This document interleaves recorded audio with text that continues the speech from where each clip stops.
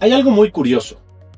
¿Te has dado cuenta que incluso los más populistas, los más criticados, coinciden en una definición sencilla de lo que significa en niveles básicos la política?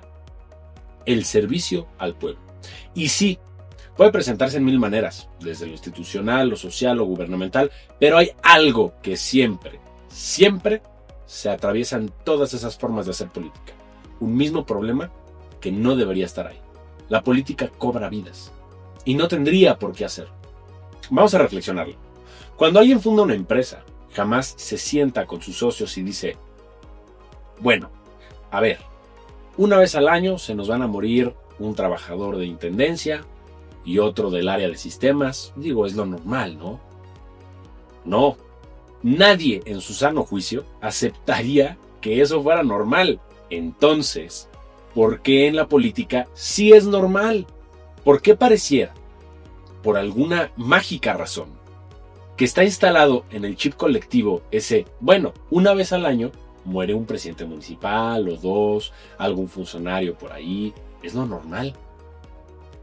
¿Te das cuenta de lo absurdo que suena? Y aún así lo hemos dejado pasar.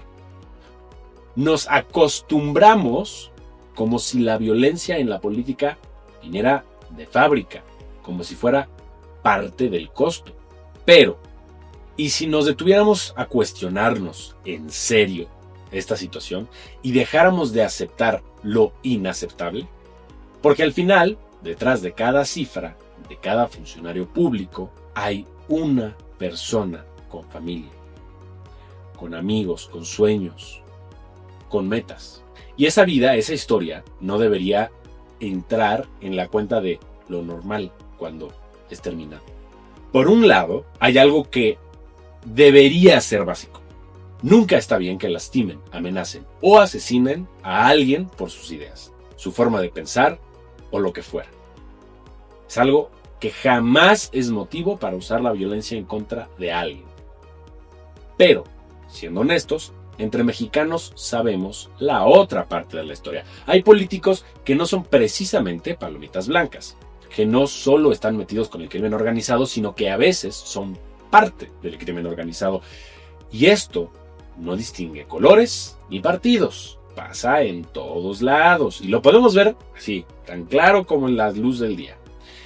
El problema es que esa realidad nos ha llevado a normalizar frases como seguro estaba metido con alguien equivocado, es que le estaba estorbando a alguien, como si eso justificara los asesinatos políticos, como si la vida de un servidor público valiera menos solo por ser servidor público. Y lo más duro es que también hay casos de gente que ni la debía ni la tenía y personas que solamente quisieron hacer las cosas diferentes.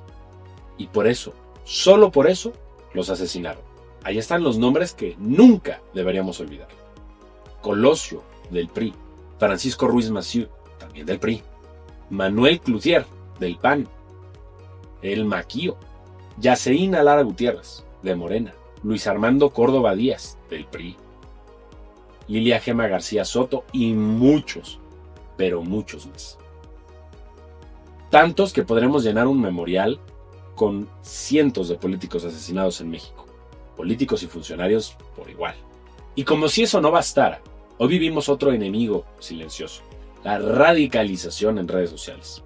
Te preguntarás, ¿qué radicalización?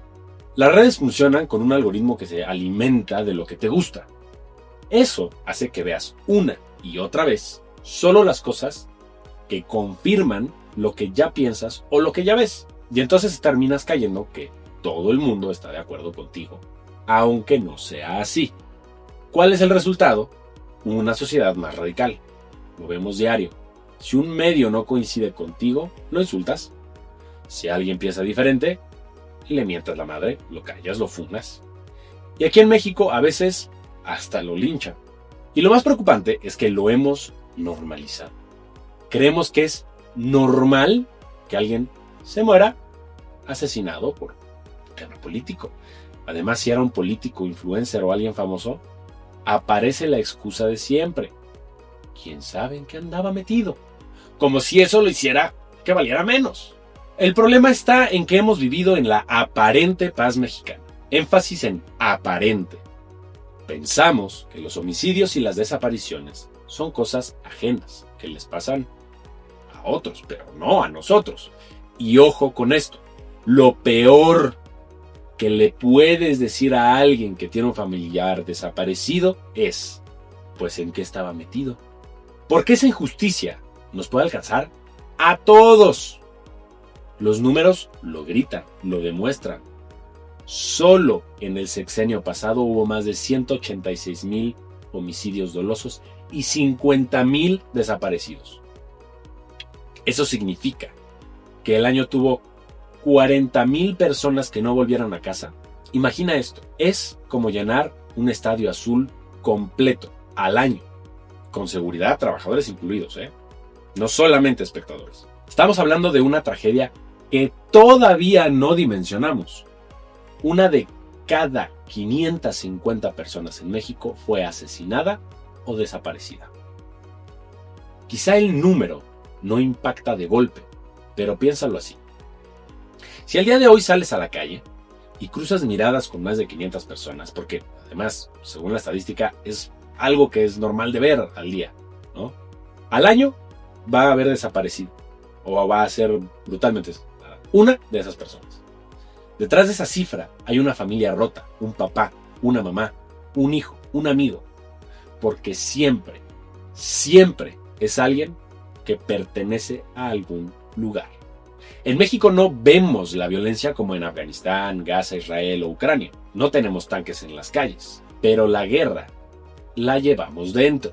Y créeme, en este punto ya no importa si eres un peatón común, en un día cualquiera, o un político o administrador en un alto cargo, porque también te pueden disparar en el periférico y lo más doloroso, el gobierno no va a conseguir justicia. Porque esta violencia no nació ayer, no es de un sexenio, es de todos. Y sé que sabes de lo que hablo. Te apuesto lo que tú quieras a que conoces a alguien que perdió a un familiar o a un amigo por la violencia. Yo conozco a varios. Tú los conoces también. Todos lo sabemos, porque además ya es normal. Y por eso cada noche millones de mexicanos rezamos lo mismo: poder regresar a casa sin mayores problemas.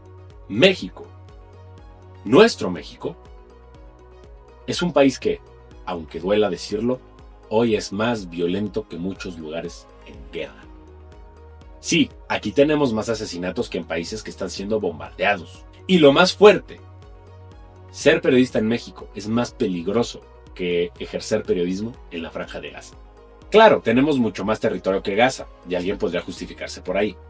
Pero seamos realistas. Estos números no deberían ni aparecer en la comparación. Deberían de ser lejanísimos.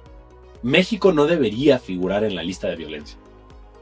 Con la magia que tenemos en este país, con lo que somos y con lo que podemos llegar a ser, deberíamos estar en las listas de los 10 mejores restaurantes del mundo, no la lista de las 10 ciudades más violentas del planeta. Porque aquí hay gente trabajadora, gente que no se rinde y gente que todavía cree. Lo único que hace falta, es dejar de hacernos tontos, dejar de buscar pretextos y dejar de pedir que los programas sociales sean los que se encarguen de todo. Porque México no nació para estancarse en la violencia. México merece crecer.